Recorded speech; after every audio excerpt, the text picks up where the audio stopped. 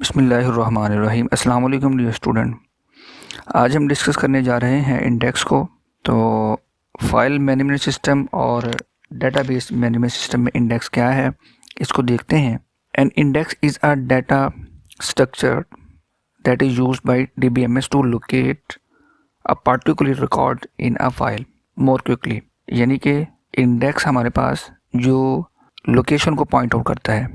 अच्छा, शायद आपको याद होगा कि जब हमने मेमोरी को पढ़ा था फर्स्ट ईयर में, तो वहाँ पर भी इंडेक्स नंबर्स थे जो मेमोरी की यूनिकली आइडेंटिफिकेशन के लिए लोकेशन को आइडेंटिफाई करता था और CPU वहाँ से जो डाटा गेट करता था। तो यहाँ पर जो DBMS है उसमें भी रिकॉर्ड और फाइल के लिए इंडेक्स यूज़ किए जाते हैं। इंडेक्स को ख़ास नंबर दिया जाता है, उसी को इंडेक्स बोलते हैं। जो भी फाइल है उसको यूनिकली आइडेंटिफिकेशन दी जाती है ताकि वो फाइल हमें जब भी रिक्वायर हो या हमें कुछ सर्च करनी हो ईजिली मिल जाए। तो हमारे पास जो इंडेक्स है ये हमें हेल्प आउट करता है डाटा फाइंड आउट करने में। Index are use to speed up the sorting and searching process. Sort मतलब अगर हमने कोई असेंडिंग डिसेंडिंग ऑर्डर में डाटा अरेंज करना है या स्पेसिफिक डाटा हमें रिक्वायर है या हमने कुछ सर्च करनी है तो उसमें हमारे पास इंडेक्स जो है वो हेल्प करेगा। Indexes are created automatically in the related tables when relationship are defined. अब रिलेशनशिप का भी हमने डिटेल में पढ़ना है। तो रिलेशनशिप जब बनाए जाते हैं, एक टेबल का दूसरे टेबल के साथ जब रिलेशन बनाया जाता है, जो प्रीवियस टॉपिक में भी हम कुछ पढ़ चुके हैं, तो ये ऑटोमेटिकली क्रिएट हो जाते हैं। और हमारे पास जो इंडेक्सेस हैं इनमें may be created on primary की, सेकेंडरी की और फॉरेन की वगैरह भी बनाई जा सकती है। उसके बाद हमारे पास नेक्स्ट टॉपिक है।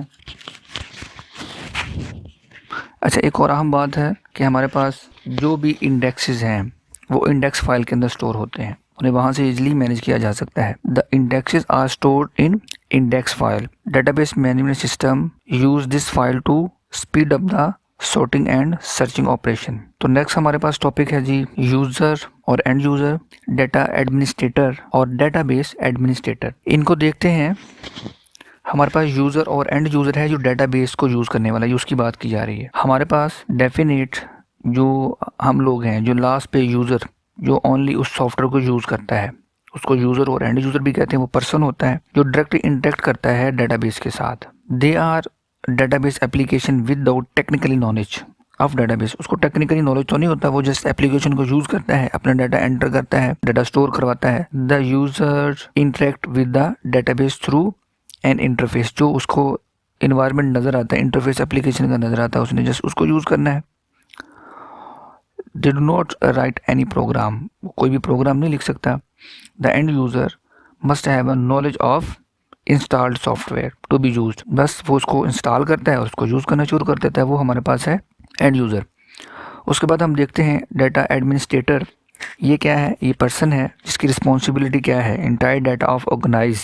ये डाटा को ऑर्गेनाइज करता है। नॉर्मली डेवलप ओवरऑल फंक्शन, जो फंक्शनैलिटी, जो फंक्शन ओवरऑल परफॉर्म होने होते हैं, उनकी जो रिक्वायरमेंट्स हैं डेटाबेस के लिए, उनको ऑर्गेनाइज करना इसकी रिस्पॉन्सिबिलिटी है। और कुछ कंट्रोल्स हैं और कुछ चीज़ों को मैनेज करना है ओवरऑल डेटाबेस की, ये भी इसकी रिस्पॉन्सिबिलिटी है। देन स्टैंडर्ड को मेंटेन करना और उसकी सुपरविजन करना, ये भी इसकी रिस्पॉन्सिबिलिटी है। ही also communicate with the user when necessary. User के साथ कम्युनिकेशन करनी है किसी भी पॉइंट ऑफ व्यू से, किसी भी टॉपिक के ऊपर।